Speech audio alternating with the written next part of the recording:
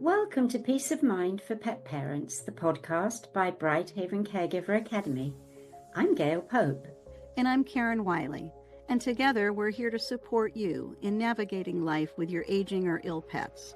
We know how deeply you care for your beloved companions, and we're here to offer guidance, understanding, and resources for this meaningful journey. Each episode, we'll explore topics that address the daily challenges, emotional realities, and choices you face as a pet parent, helping you and your pets find peace, comfort, and joy. Whether it's making sense of a new diagnosis, adjusting to changing needs, or simply seeking a place to feel understood, you're not alone. Thank you for being here with us. Hello, and welcome back to Peace of Mind for Pet Parents. I'm Karen Wylie, here with my dear friend and BrightHaven founder, Gail Pope. Today, we're going to be exploring a tender and often overlooked aspect of the lives of our pets. And that is what happens to the other pets in our home when one of their companions passes on. Do they understand what has happened? Do they grieve? And if so, how? And perhaps most importantly, how can we help them through what is a time of loss and adjustment for them? So, Gail, you and I have both seen firsthand that animals do grieve in different ways at different times. It does show up in their behavior at times, their energy, their appetite, their sleep, all different ways.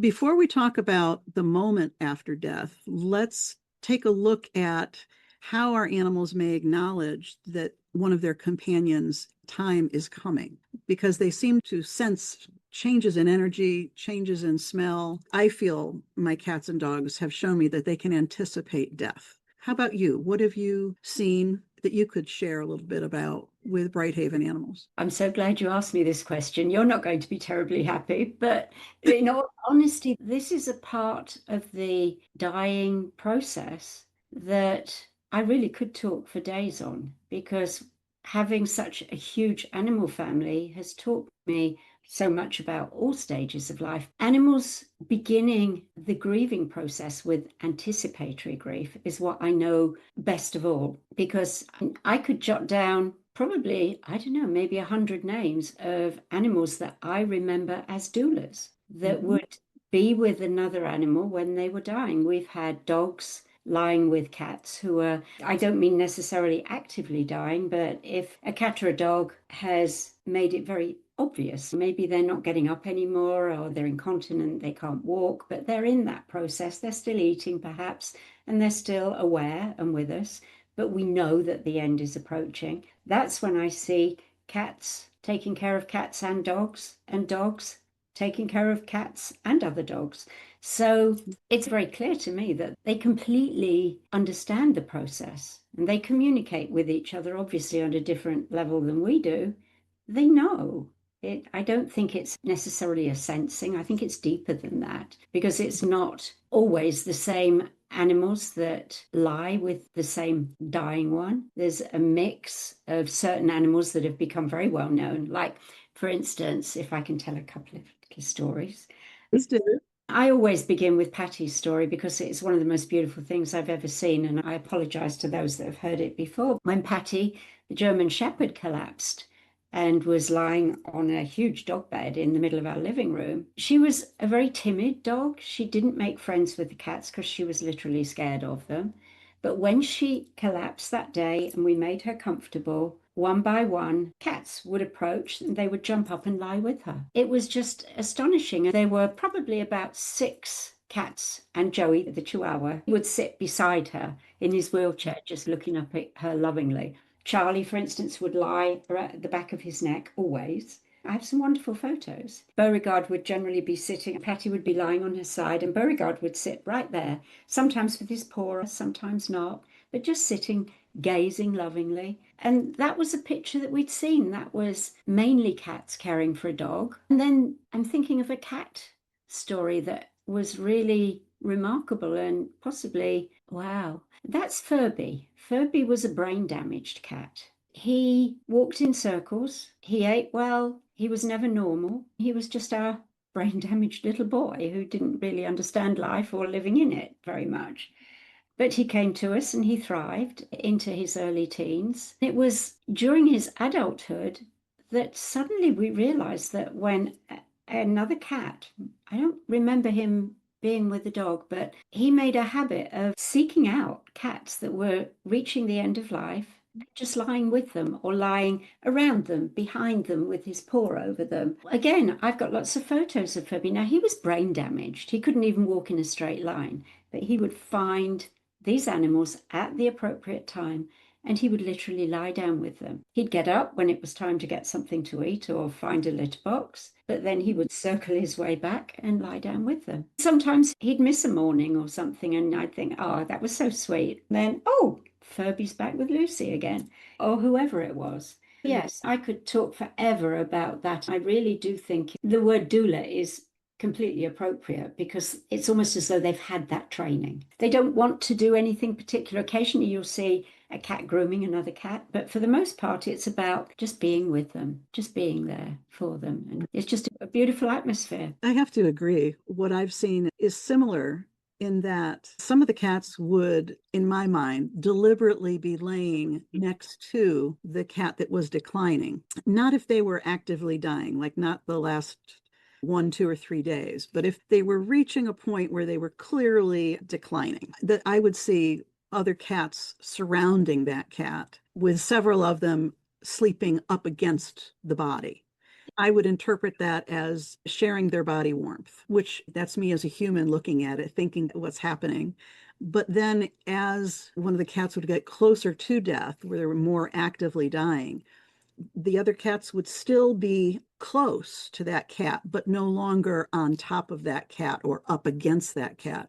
So it's like when they started realizing that cat was actively dying and the body temperature beginning to get cooler, that's usually when they were no longer up against that cat, was no longer sleeping next to that cat. To me, it was like, okay, they're sensing that it's more than just keeping each other warm.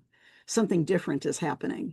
And they would be, I want to say, like 18 inches, 2 feet away. It's not like they were leaving the room or even getting on another piece of furniture or something. They would still want to be close by, but it would be different. At the time, I was not thinking of them as doulas, but now with the languaging that you and I use, those are definitely doula skills. Trying to anticipate how to support the one who is dying. You made me stop and think because I totally agree that they tend to give a little more space as death approaches. I'm not sure whether it's because I would be much more present at that time, so they stepped back a bit because they knew that I was being mum. But I do remember lots of occasions too. Again, one springs to mind right now is Ollie, 24-year-old dachshund. He lay in his bed, winding down to the end, and he was surrounded by a plethora of cats, but in particular Beauregard, who became very well known for probably a decade as a doula for accompanying the dying. Beauregard was one of the team until Ollie really was in the last hours of life. I'm picturing it now. The others were gradually, they weren't leaving the bed, but they were starting to give distance. At the time, I wondered if it was because Beauregard was front and center and they were honoring his relationship. Now I'm listening to you, it's making more sense that they were doing what is more normal. Beauregard stayed with Ollie all the way through his last breath. Then, after Ollie had died, he literally, again, I've got photos of him with Ollie. He laid down beside him with his arm around Ollie's neck and his chin on Ollie's head. And he just stayed with him for about 4 hours. And then he moved away. Wow. I remember Richard and I were sitting literally next on the couch. We were having our dinner finally on the couch, and there was no more panic at that point. He's calm and he's peaceful. I look over and there's Beauregard still there. That was a very precious moment. So I guess we have to be open to, I think some animals in particular do have this, I don't know, it's an inherent gift of caring. And the information they're picking up on is different from what we're picking up on. We're watching very carefully and using that, what we see as our cue of how to support. But cats and dogs appear to be getting their information very differently and interpreting it differently, what they should do, what actions they should take. It is a mix of grief and love and anticipation. They all roll together in this beautiful period of honoring. And it really was very beautiful. I hadn't thought about that in a long time. It is part of what's beautiful about the process of death and dying. Losing each of them is horrible. But when we reflect on some of the circumstances and the responses of our other animals, it's quite precious. So you just brought up the honoring. So let's talk a little bit now about shifting from other animals anticipating the death of one of the family to the death actually occurring. In your experience with BrightHaven animals, were other animals right there at the time of dying? Yes, almost always. But it was different because I don't know, just because it was a different change. Sometimes I would be in bed. There'd be maybe 5 cats on the bed, but there would generally be one that was the dying one may have been lying with me, and the other one would be on the other side, taking Yes. care of them from that side. Or I'd be on a blow up bed or just lying on the floor beside them. Sometimes there wouldn't be any other animals there at that point, but more often than not, there was one, more likely a cat than a dog. Not sure why that would be, but just as pictures are floating through my mind of times where I was lying somewhere or on a couch or wherever I might be with an animal who was dying, and there were always other animals around. They were pretty much mostly cats, but they weren't doing the loving, lying and cuddling. They weren't doing that. They were more of a, we're in the presence of something. It felt different. And maybe Yes. that's because of my emotional attachment. Whereas before I was like, oh, that's so beautiful. Aren't they lovely? But now I'm actually part of it. So Right. maybe it's hard to say. Yeah, it's hard to separate out what could be caused by your energy or theirs, the cat or dog that's dying. I've certainly had similar feelings or observations where they're still in the room, but they're just further away. Yes. More than anything, it's just like sitting in vigil rather than being part of it. They're not leaving the room, they're not wanting to not be a part of it, but they also don't put themselves into the thick of things.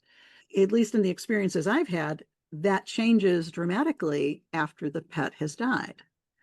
Let's talk a little bit about the honoring process that you have offered so often at BrightHaven for the pet that has died. We've talked about this in other podcast episodes, so we won't go into too Right. much detail about why you always did that. What's behind all that is Tibetan and Native American tradition of believing that the soul doesn't leave the body all at once, but that it leaves over a period of days. Allowing the body to stay in its home for a period of time is believed to be helpful in supporting the soul as it begins to make transition. What have you observed from the surviving members of the family when you have created an honoring place for the pet that has just died? What kind of behaviors do you see from the other furry members of the family? That was very varied. Generally, after the animal had first died, literally just died, and the household is coming to at this point, I would place the animal, let's say cat for size, into a basket. I would leave the basket on the floor in generally in the area place in the middle of the living room where everybody would come by, unless of course they were somebody who lived in a particular different part of the house as their preference in living. I would find that for the most part, the dogs would come up and they would sit almost as though people walking into church, they walk down the aisle and then they just stop for a moment to honor and then they walk away. That's the kind of thing that I would see with dogs. With cats, oh my goodness. Some wouldn't show any interest whatsoever. Some would definitely sit in reverence. And there was almost a smidge of confusion there. I often wondered if the spirit had already stepped out of that body, and it just felt as though they were confused. But then other parts, I remember several occurrences where maybe the animal had died and I'd put them on a blanket or something while I prepared the basket, so to put them in and make them comfortable. And I'd turn around and see a cat literally walk over the body as though it wasn't there. Be like, oh my gosh. That's again when I wondered, sometimes they did that and sometimes they didn't. So was that about the spirit being still in the body? So they showed reverence. But if the spirit was out of the body but still close, then Mhm. what's the point? They just walked over it. Didn't exist. Wasn't Right. her. Wasn't him. It's been interesting over the years to observe some of these patterns, just as you have with the cats when they are in the same room with the cat that has died. I've observed the same kind of quiet, I wonder if I want to say quiet respect, because they do seem to come forward. They put their nose close to the body to sense that cat has indeed passed on. Then they pretty much back away. Some of them leave the room, maybe half of them leave the room, the other half just resume being a few feet away and still staying in the area. But I have observed very big differences between how the animals behave when the death is due to an illness or a long period of decline as compared to when the death is sudden. So, what you've been describing and what I've been agreeing with are situations where the animal has really been in hospice care, as we would often talk about it. Yeah. Like they're in stage 4 kidney failure, they're definitely declining, the other organs in their body are shutting down, but it's taking place over a period of days. So everybody gets a sense of the energy changing. They can say their goodbyes and they can keep vigil. They can keep them warm or choose, okay, we're not going to keep them warm anymore. And then they're still close by, but they're changing their behavior. Over the last few years, I've had 2 deaths that were not expected. And the animals behaved very differently. And I think I've mentioned them in other podcast episodes, so I won't belabor the point, but I'll just describe the behavior that's different. A few years ago, I had a 3-year-old Heinz 57 variety kitty that I had adopted from the yard. He had emergency surgery and he died within a half hour of the surgery to repair a tear in his bladder. I brought him home and put him in a little basket. His littermate sister, I swear we always talked about them as twins. She went right up to him and she was very puzzled. She kept smelling, just nuzzling him a little bit. And then she'd go away and lay down about 3 or 4 feet away.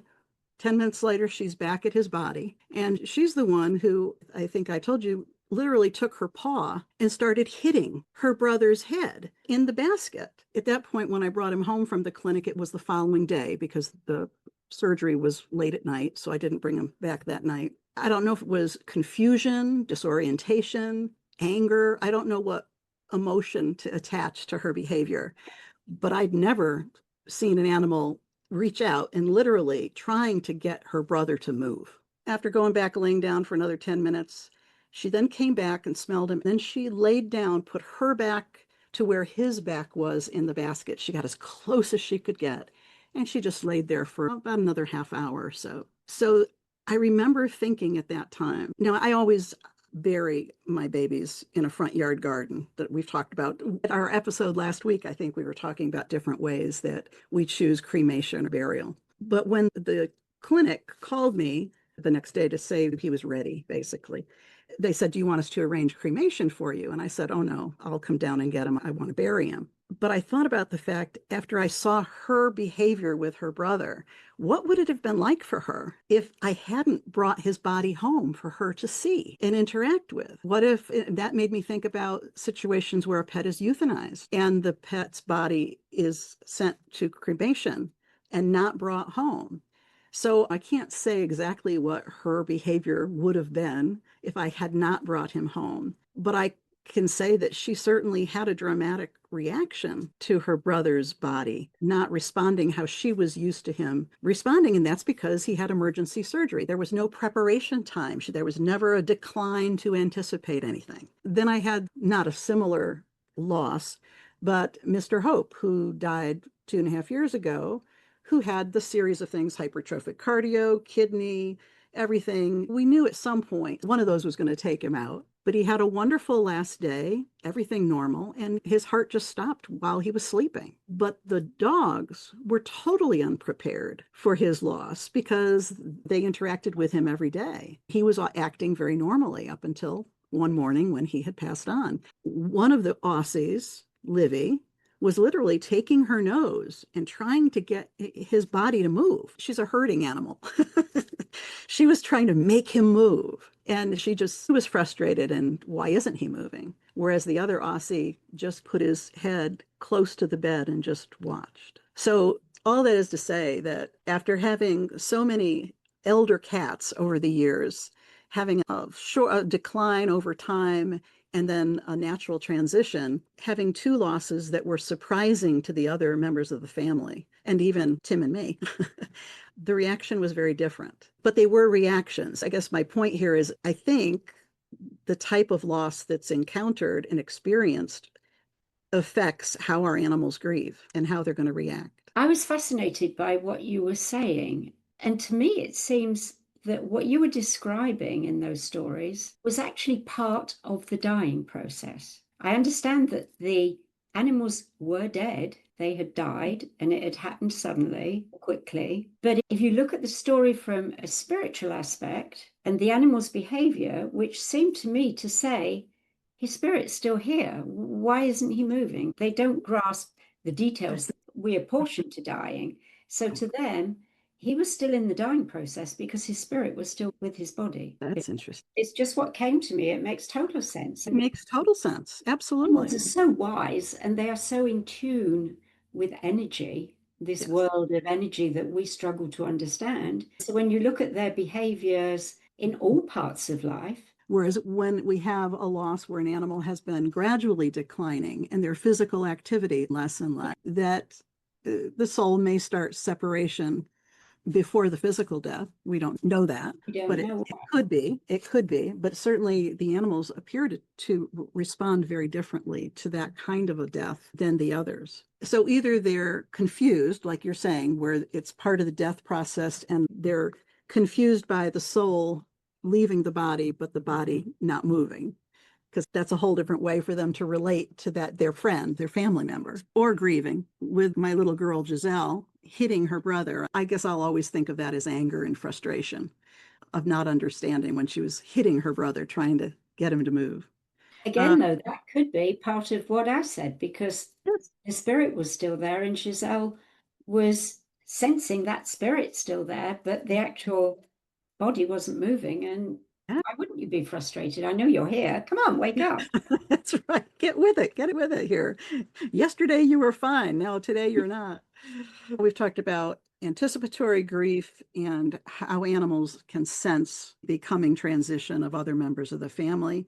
We're talking about the honoring time frame when they have access to the family member's body. Now, what about grieving afterwards? What have you seen of how animals show their grief or their difficulty, perhaps, in adapting to life without the loved family member? Again, I think my answer probably isn't the normal one because of having so many animals as part of my family. What I did see almost always would be that other animals would honor the particular bed that cat or dog had used. They would just walk by it. They wouldn't go in it. They wouldn't use it. They would honor it and just walk by. After maybe, I don't know, when the time felt right, a couple of weeks or something, I might move it to a different place and wash the covers and stuff.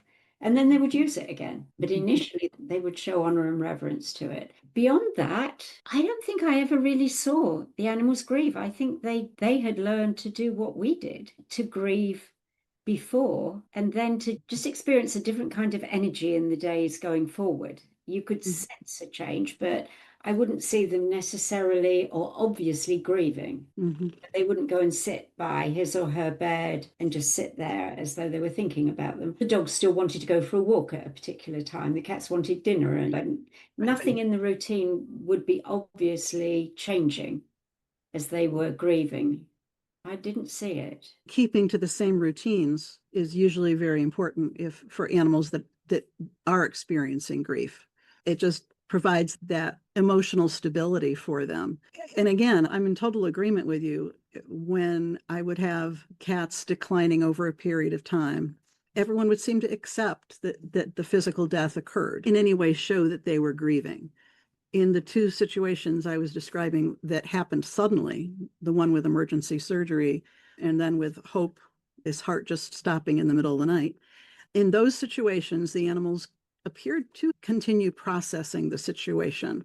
For the little guy who died right after the emergency surgery and his sister was upset, she was very, I would say, she was different for several weeks. She was just more quiet, just really not very active. She still had one brother. That's the group I brought in during COVID to prevent them from being in cages for a few months.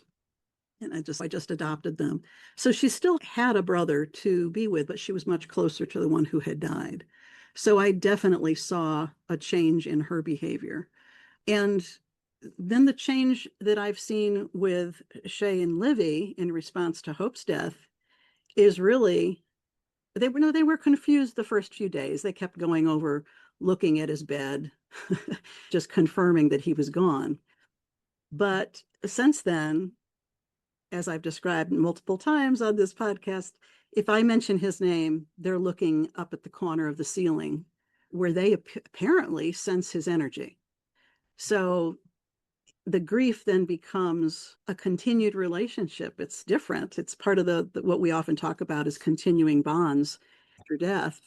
And I definitely see other pets responding to unseen energy after death. How about you? Oh gosh, always hundreds and hundreds of stories, but I'm still stuck on a memory that just came back into my mind, Okay. which puts in another little piece to the puzzle, which is on several occasions, I've had animals who are approaching the end of life, and a family member or a best friend, if you like, was also approaching the end of life, but at different stages. And then one would die with the other in attendance, and then that one would die also. That's a little different. And I In wrote quick in down quick succession. Prince and Princess sprang to my mind as really heralding that. They were mother and son, and they came Princess and Prince, so we kept their names. And they did exactly that. They spent most of their lives together. I guess a kitten and their mother don't often get the opportunity to grow up in the same family. And these were adults, they weren't young at all. But when Princess died, his behavior changed right away. And I think it was within 2 or 3 days that he just let go and he stepped out and he died. There have been several of those kinds of stories. I'd not thought about it in years, but we actually hear about things like that from the human world, don't we? I was just going to say that we hear Choose the so many time that they're stories. going to Yes. die, and so be it. So, yes, my goodness, so many memories. Wow. Yeah. That's by allowing them to be part of the dying and death process, to be part of the honoring process, whether it's for a few hours after death or a full 3 days, as you've discussed at various times, some that you do sometimes.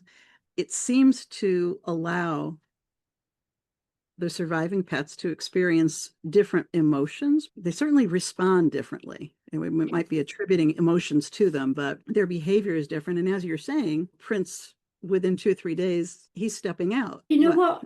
Underlining the entire conversation. It sounds silly, but animals are sentient beings. They are. Why in the heck would we expect to actually see any difference? Because if you look at the big picture, there really isn't a difference. The emotion, the energy is pretty much the same. So why wouldn't the trajectories be the same? As humans, we don't all follow the same processes of grief and honoring and reverence. So why should animals? We have all these different kinds of stories, and we can easily just step that fence into the human world, and there they all are as well there. So it just makes sense remaining open to it and just allowing it. I don't know, it makes me feel warm and fuzzy, which isn't a feeling that you generally get when you're talking about death and dying. You can get warm and fuzzy when you reflect on these experiences because in a lot of cases, I don't want to say I pat myself on the back, but I feel like I created a situation that allowed all members of the family the opportunity that they needed or wanted to say goodbye. Where just all the different experiences you're describing and that I'm describing, it's allowing that experience. It allows each furry member of the family to have clarity about the other member of the family that is gone, to know what happened to them. When I've spoken with friends that were planning to euthanize their pets, I have often told some of these stories, encouraged them to bring their pet home for a few hours or over for the other furry members of the family to become very clear on what has happened, that the pet just didn't disappear, didn't just leave the home and never came back, but to allow them to have that visual of an experience of that pet being gone? As a child, I'm very familiar with that situation because I know a couple of dogs that I remember from my childhood mysteriously just vanished. I wasn't really part and parcel, and I didn't understand. I didn't know. I was I shielded from the word death. think a lot of us were shielded from death, and parents just didn't want to experience whatever grief we would have if we understood what was really happening. So they just ran away. They just disappeared. You still grieve, but you don't ever have closure. And speaking of closure, what else can we say about this topic? Or have we come to the end? We've come to the end. I think that's delightful. It really was delightful. It brought so many old memories, beautiful memories up for me. Again, all I can say is it's all about love, because seeing animals in these loving situations, oh my goodness, it just brings a whole new level to the word. It definitely does. Beautifully said, as always, my friend. So thank you for this lovely conversation, and we thank you for being with us. We hope that you'll join us again next week on Peace of Mind for Pet Parents. Bye-bye now. Goodbye. Thank you for joining us on Peace of Mind for Pet Parents. We hope today's episode has offered you support and insight as you care for your aging or ill pets. Remember, it's not just about the end, it's about living well at every stage of life. To continue your journey with us, explore more resources at BrightHaven Caregiver Academy's website, brightpathforpets.com, where you'll find guides, assessments, and a caring community of pet parents like you. Until next time, may you and your pets find comfort, connection, and peace in every moment. Take care.